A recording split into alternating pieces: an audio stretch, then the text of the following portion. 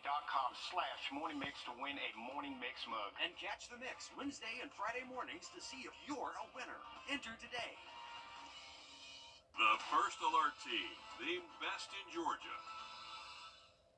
Help us feed hungry children. Our goal is to feed 2 million meals to hungry children this year. And you can help us when you round up at Parker's Kitchen. We're going to match 25% of your donation. Live from Augusta, you're watching News 12 at 6 o'clock. One of Macon County's largest manufacturers could be expanding. Tonight, how the county is supporting Kimberly-Clark's growth. Good evening and thanks for joining us. I'm Zana Halliburton. And I'm Will Rio. Before we get to that, the wind chill is so bad we could see temps in the 20s tonight. It's going to be cold for us. And I'm not ready for this, so you need to prepare now. Your First Alert Chief Meteorologist Riley Hale is in the Weather Center with what we need to know as we head into the night, Riley. It's going to be a cold one, guys. We actually are underneath a cold weather advisory, which means the wind chill will likely get down to 15 in most spots. It's been a cold afternoon out there, but clear skies, so we are back to sunny conditions. Temperatures right now in the 40s for us here around the CSRA, but over in Atlanta, they've been a good bit cooler than us. They're only at 34 degrees. Want to show you some impressive wind chill up around the Central Plains, Northern Plains, all the way to the Great Lakes. They feel like anywhere from 10 below to single digits. Even some pretty impressive wind chills here in the southeast. 4 is what it currently feels like in Asheville. 36 for our wind chill right now in Augusta. But as we head into tonight, once again, that could get as low as 15 in some spots. But the thing is, our actual temps will be dropping below freezing by around 9 p.m. So this is going to be a 12-hour time stretch to where our temperatures are sub-freezing and definitely getting to a point to where we could see issues with pipes bursting. Definitely going to be dangerous for those outdoor pets. Make sure they have a way to stay warm tonight. Actual low temps should be close to 20 by daybreak tomorrow morning. Now you factor in just about a 5-mile-per-hour wind. That's why we're talking about the wind chill maybe as low as 15 in a few spots. So the Weather Service in Atlanta, Columbia, and Charleston has issued this cold weather advisory across our entire area, so everyone needs to prepare for that dangerous cold. Now throughout the day Friday, it's going to take a little while before we start to feel above freezing. So once again, take these temperatures seriously and get prepared for a very cold night. Much more on this forecast for you in just about 10 minutes. Thanks, Riley. Augusta has a transit system specifically for our disabled veterans and neighbors who can't ride normal buses. It's called the paratransit system, and right now it's floundering. The transit director says over the last year it struggled to keep up with demand. Earlier this month, a blind veteran brought his concerns to commission, saying that he's had to schedule his rides 2 weeks in advance instead of the usual 24 hours. Your city government reporter, Sydney Hood, has been digging into the paratransit's issues and found it's fighting battles on multiple fronts. 6 drivers total for paratransit, serving roughly 5,000 clients. 7 paratransit vans, but only 6 are running. 3 of those vans purchased in 2016 should have been replaced in 2021. After hearing from daily riders, we turn to those in charge to understand the challenges they face and the solutions they are exploring. I do know that as we speak, 4 drivers are coming online within the next few weeks. That'll be 10. Dr. Page says the city is not involved with hiring, but instead a third-party contractor. He says recruiting drivers is a challenge for all transit agencies. Transit is a social service. If people look at transit from a profit perspective, we will never have a transit service if our sole objective is to balance our books. Dr. Page says the bulk of their funds comes from the federal level. When it comes to operating costs, 50% comes from the federal government and then 50% comes from the city. When it comes to capital purchases like buses, they can get up to 80% from the federal government, and then the city is expected to match with 20%. Is there a solution? Oh yes, get more drivers and retain the drivers. If we get the right people for paratransit service, if you get the right people for fixed route service, I do not believe it will be a challenge. Above all, Dr. Page's biggest message is the importance of keeping Augusta moving. In Augusta, Sydney Hood, on your side. And the demand for paratransit is certainly there. So far, 27 new riders have signed up since the beginning of the year. Last year, 261 riders signed up or recertified their status, which is required every 3 years. Homeowners are still battling settlement offers from insurance companies 5 months after Hurricane Helene. The more time goes by, the more at risk their property is for further damage from the elements. Senior investigative reporter Liz Owens talked to homeowners left out in the storm. Homeowners are still battling settlement offers from insurance companies 5 months after Hurricane Helene. The more time goes by, the more at risk their property is for further damage from the elements. Senior investigative reporter Liz Owens talked to homeowners left out in the storm. It's a telltale sign. People need help finding their insurance company. Just take a drive through town and you'll see billboards popping up like this one on Washington Road. 5 kids, 7 grands, 2 great-grands, 4 generations. How long y'all lived here? 43 years. Here on Hutchinson Drive. Just come right on round. Dude, you move fast for an 80-year-old. Come on. Age hasn't slowed Ernie Corley's mind down either. The hole is all the way to the fan. It broke this fan. My son, he's with me right now temporarily. He's sleeping in here. But it knocked the sheetrock, broke the fan and everything. And the next morning, the floor was full of water. I bet I dipped that 20 buckets of water. Prior to retirement, No dogs. You don't have to be afraid. No dogs or anything. Yeah. Ernie worked in construction. That roof flipped back and about 4 foot all the way down. Loyal to the same insurance company Well, the day after the storm, it wouldn't come on. for all 43 years on Hutchinson Drive. They saying that I supposed to have got documents of it and all of that. I wasn't thinking about no documents of the unit. The unit was paid for. What I need documents for? But it doesn't take a career in construction They want to patch the roof. to calculate the damage, and dollars don't add up. Why can't they do the whole roof? The unit, that's the new unit right there. His insurance company sent him this letter 5 months after Hurricane Helene hit his home. I'm talking about wear and tear. All roofs got wear and tear on them. His shingles and AC unit fall under wear and tear and mechanical breakdown coverage exemptions. You don't have to search very far to find out Ernie's story isn't unusual. Sometimes you just have to go into your break room. My colleague Cliff from the Morning Mix is in the same boat. So 5 months after the hurricane, just like Ernie, you're still fighting with your insurance company? Yeah, I mean, some things were taken care of, and then we were told the fencing, which is down across my property, was not covered. Cliff's insurance company cited an amendment in his policy which exempts fences damaged during wind events from coverage. Oh, yeah, they said that had been put back in my policy back in 2010. So if I had known that was there 14 years ago, I would have raised a red flag. I'd be with another insurance company at this time because what is a hurricane? It's a windstorm. The National Association of Insurance Commissioners ranks homeowners insurance as the #1 complaint from customers like Ernie and Cliff last year. The top reason?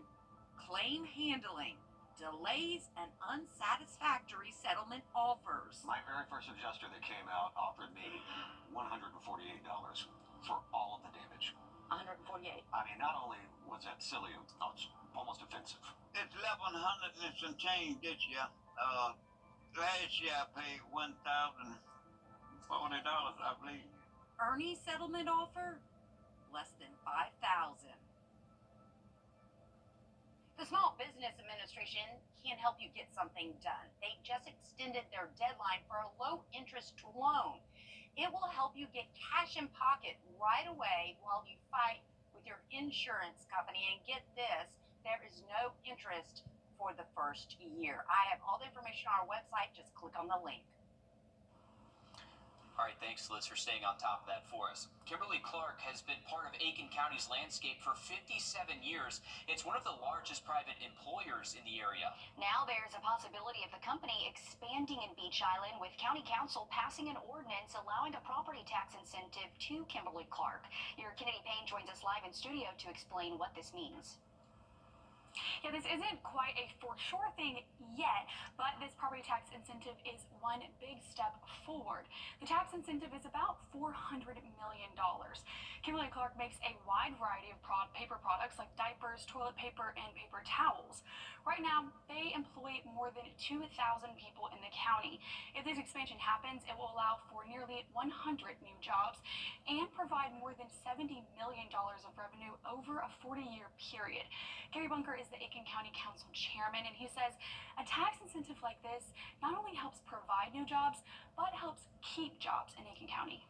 A company like Kimberly Clark, their thought process is not only will we expand or not expand, but do we stay or do we go, right?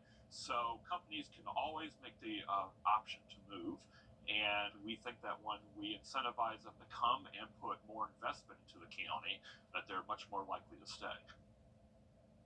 And all new on News 12 at 10 and 11 o'clock, find out what's next for this expansion and where the county goes from here. Thank you for that update, Kennedy. Also in Aiken, the town of Wagner is still working to find a way forward after it cut ties with the Wagner Fire Department, allowing it to operate independently.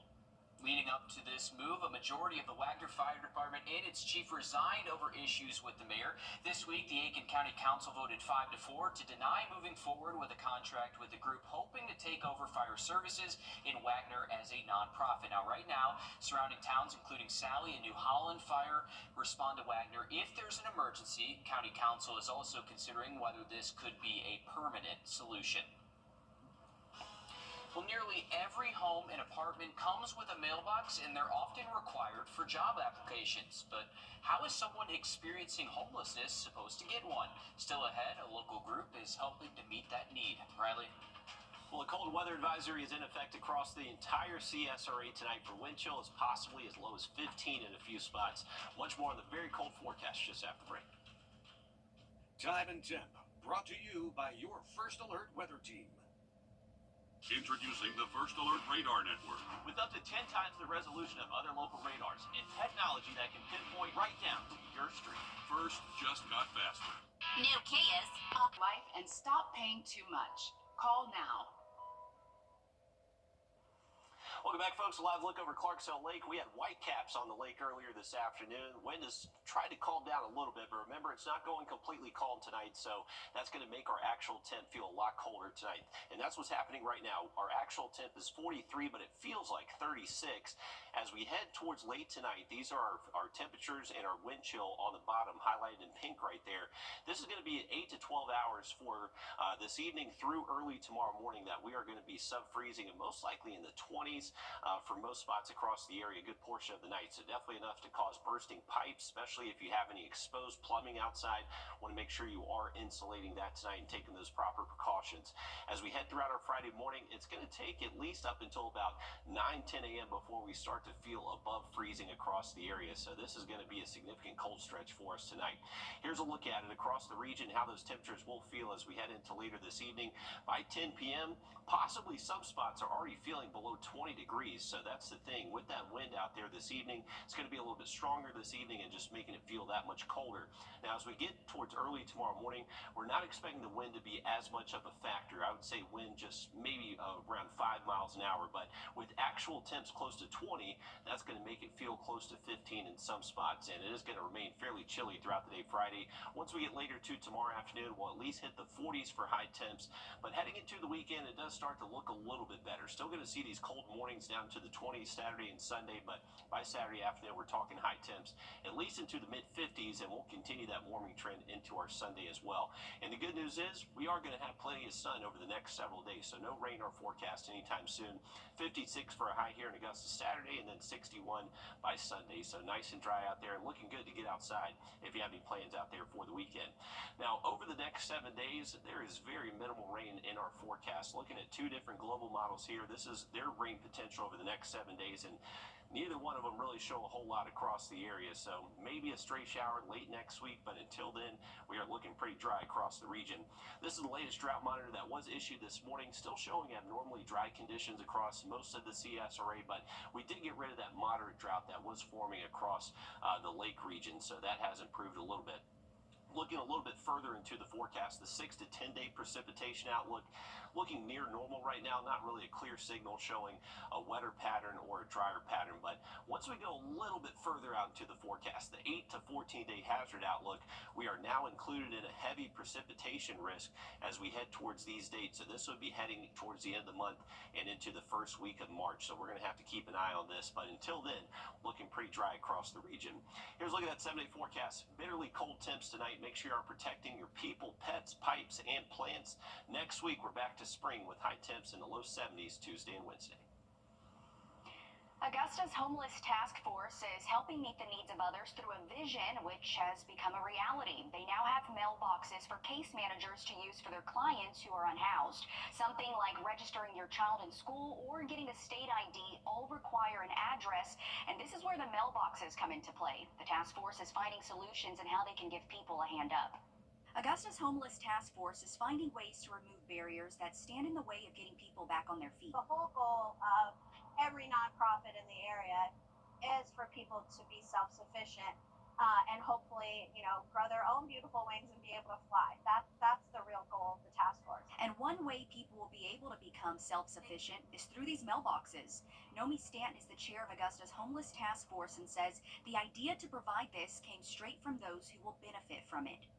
Being able to see a project we've been talking about and really listening to our clients, this is a huge win for the entire city.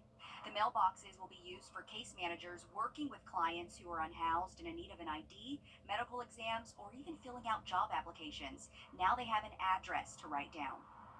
This is the perfect idea for them because then when they are in their own home, we can have that mail forwarded right to them. Luke Nide with Augusta's Homeless Task Force says this really is a community effort and encourages others to help make a difference. We need our whole community to work together to just bring to the table what you have, whatever gift that is or whatever resource that is, bring it to the table for the betterment of our city. Maybe it's used with homeless people, maybe it's used with somebody else. But all of us Augustans standing together to say we're for the betterment of our city. It's absolutely beautiful to see things that we've talked about for years actually happening. And I mean, I would honestly say probably we consider these kind of wins like our Super Bowl. And it's nice to see something that they discussed for so many years actually become a reality. A lot of people will benefit from this. I was able to get that sneak peek of the mailboxes, but the official unveiling is actually March 11th at 3 o'clock. The mailboxes are located in front of Gap Ministries. Yeah, these are actually a huge deal. Like you mentioned, the state IDs, it goes along with voting as well. And then you start to think about the legal system. We hear this a lot from the prosecutors is that they don't have addresses for a lot of these people who end up in the justice system. So it's a revolving door at that point if they don't have an address to mail things to with that legal system. And it's something a lot of us don't think about, but again, just as you mentioned, an address is really important. They are looking for more agencies and case managers to take advantage of the mailboxes so you can help your clients. We have all of the information on how to reach out, as well as the Augusta Homeless Task Force information on our website. Well, the high school basketball postseason is in full swing. Coming up next in sports, Joseph Doring tells us who's playing on the hardwood tonight. First Alert Radar, powered by Jim Hudson Automotive Group. Ashley's President's Day sale is going on now. Get up to 20% off store-wide. And Hot Buys start at just $2.99. Plus, get 0% interest up to 60 months with no minimum purchase. Only at Ashley.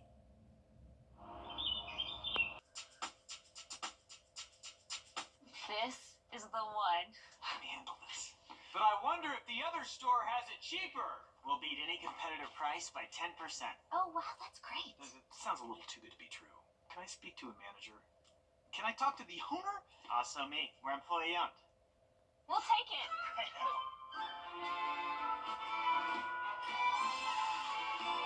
Oh. It happens all the time. Break up with your big box store today. Don't miss Ashley's President's Day sale. Save up to $800 on adjustable mattress sets from top brands. And save up to 50% on select Sealy closeouts. Plus, get $300 Ashley cash with a premium mattress purchase. Only at Ashley. On Your Sideline, sponsored by Chandler Law Firm. All right, The SCISA state final is set for 1A girls basketball. Wardlaw Academy and Curtis Baptist will lead the CSRA tomorrow and head towards Sumter. It's the first time the Patriots will be playing in the state final since 2009. The Patriots made their way through the 1A bracket after securing their first region championship since 2020. Led by Christina Graves for more than a decade, she won 2 state championships when she played in 2006 and 2008. A lot of her seniors this season remind her of the roster she was once a part of, hardworking and dedicated. While 16 years have passed since their last title, the want to win has not changed.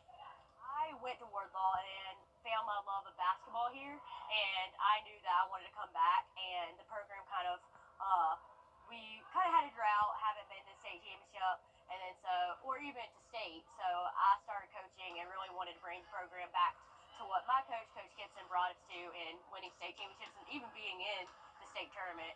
The plan is to play at Sumter Civic Center. That's where we want to be. It's big, it's huge. That's where the championships are played. It's kind of a tradition to play there, so we want to play there. And we've also got 2 games coming up in just about 30 minutes. North Augusta boys take on South Florence, and Fox Creek boys host Orangeburg. Your News 12 sports director, Alyssa Lyons, and I will both be at those games. So tune back in tonight at 10 and 11 on News 12 to catch that action. Over in the world of baseball, Hurston Waldrop, who made his debut with the Green Jackets back in August of 2023, is back with the Braves in Northport. This spring, he's reintroducing his curveball, which should give the 22-year-old some arsenal against left-handed batters. The young pitcher, who's made his way through the Braves system, is hoping for a landing spot in the Braves rotation.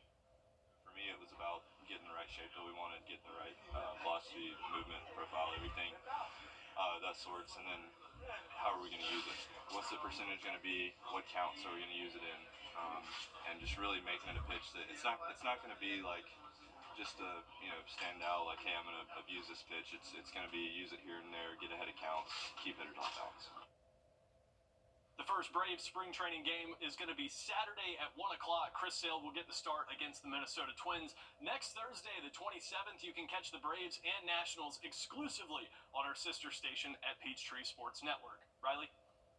All right, thanks for that, Joseph. Take a look at our 3-degree guarantee brought to you by Tub Doctor. Our forecast 47, actual high 47. We love to see it. $50 heading towards the new Center of Hope. Having a look at that 7-day forecast just after the break.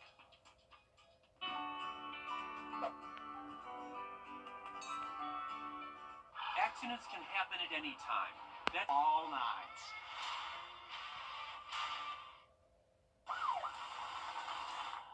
Okay, be cool.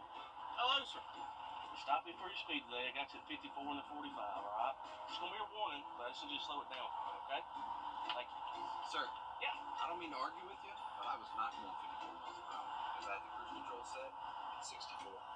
All right, sir. Well, if that's the way you want to have it, here's your ticket for 64. Thank you. For U64.com.